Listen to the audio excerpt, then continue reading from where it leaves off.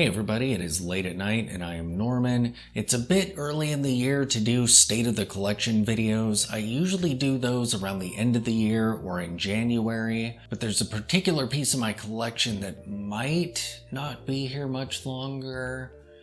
So I figured now's the time to do it. I'm going to be doing a State of the Collection, my Bauhaus watches. So let us begin.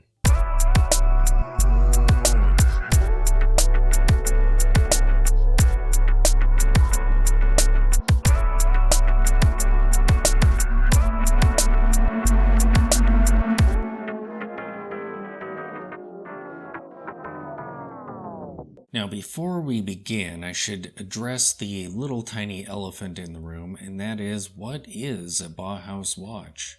I mean, when you look at dress watches in general tend to be more minimal, and therefore they kind of share similar aesthetics to Bauhaus watches. But generally, people don't view them as Bauhaus watches. So what is a Bauhaus watch? In order for a watch to be Bauhaus, I feel like it would have to be designed by a student of the Bauhaus school. According to Junghans, the Max Bill was designed by Max Bill, who was a student of the Bauhaus school. However, there's some contention about that. We know that he designed wall clocks for Junghans, but did he actually design watches for them? I read one article that claimed that he did, in fact, design watches for Junghans, as well as other brands, but I haven't been able to verify that yet. However, when we look at designs like the Max Bill, we do see that it is very similar to some of the wall clock designs that I've been able to find. Although in another article I read, they claimed that before the Bauhaus watches were made, the museum was actually the first Bauhaus watch. Now this kind of lines up with some of the Bauhaus-y art that you see, but to me, it doesn't look like a Bauhaus watch at all. It just looks like an artsy, super minimalism piece. So I don't personally consider this a Bauhaus watch, but maybe that's just me. So we're going to go through my collection from the most Bauhaus-y Bauhaus watch to the least. So of course we'll begin with the piece that just might actually truly be a Bauhaus watch versus being a Bauhaus styled watch, and that is the Max Bill. I absolutely love this watch, and I'm so glad I found this strap for it. This is a pretty small watch, even for watches that are modeled after vintage pieces, including the size, so I feel like straps kind of drown this watch out a bit. But I found this with a decent taper to it, and it looks absolutely brilliant on this watch, and Lizard looks so good with this aesthetic. The crystal is just mind-blowing, and just such a gorgeous watch. The lume on the indices make them look kind of creepy, because they're this weird, just pale color. And some of the clocks that have faces kind of like this are really cool. There was one that I saw that had the numbers around the center and then a huge amount of space around them, and then there was batten markers out there. That's pretty cool. And here's the Max Bill on my 7-inch wrist. I mean, yeah. The cool thing about the Max Bill is it's fun. It's not just 100% dressy. The size for me is just perfect. The crystal is just, yeah. And this is the sapphire crystal.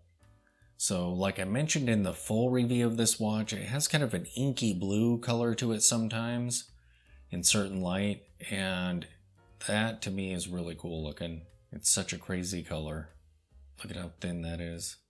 I mean, this watch is just brilliance. Whether it was actually designed by Max Bill or not, it definitely takes its inspiration from his work. Next up is the Stova Antia. And sadly, I don't really wear this watch. I'm not sure why, but this is the watch that might be leaving the collection, although every time I pick it up and look at it, I fall in love with it.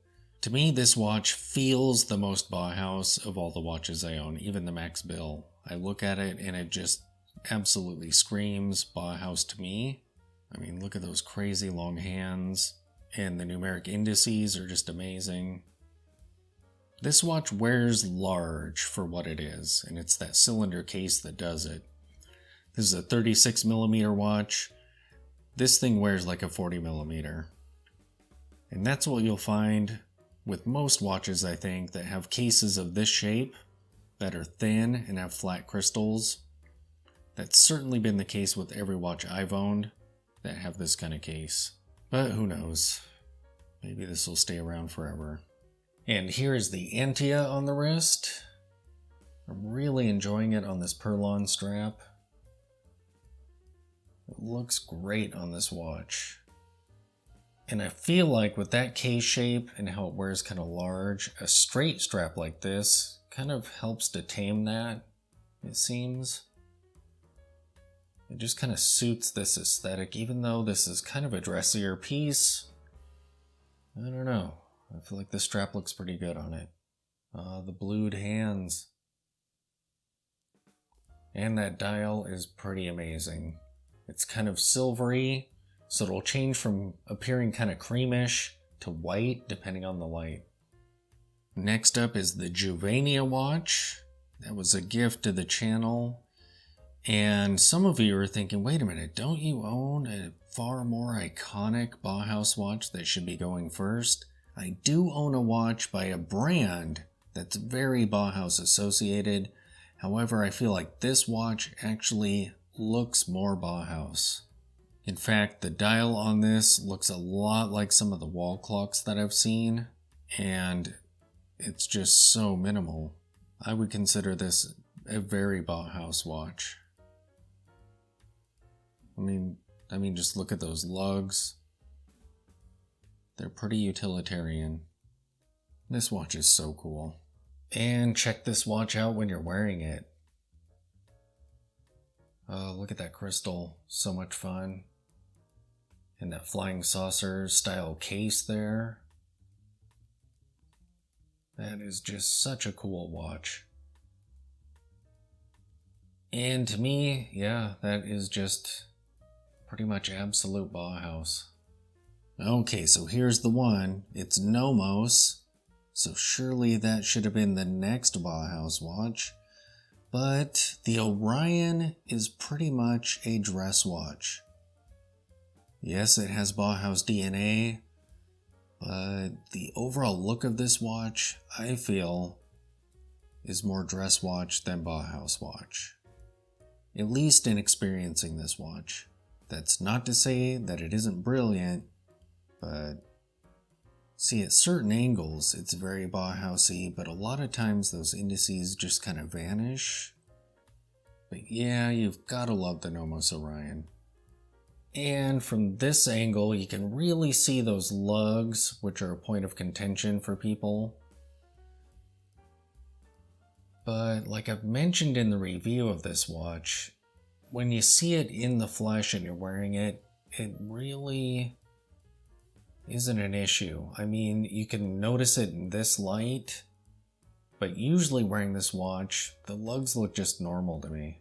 They do make it wear a little bit larger than it is. It just kind of seems to be bigger, but they are elegant looking though, even though they're a bit long.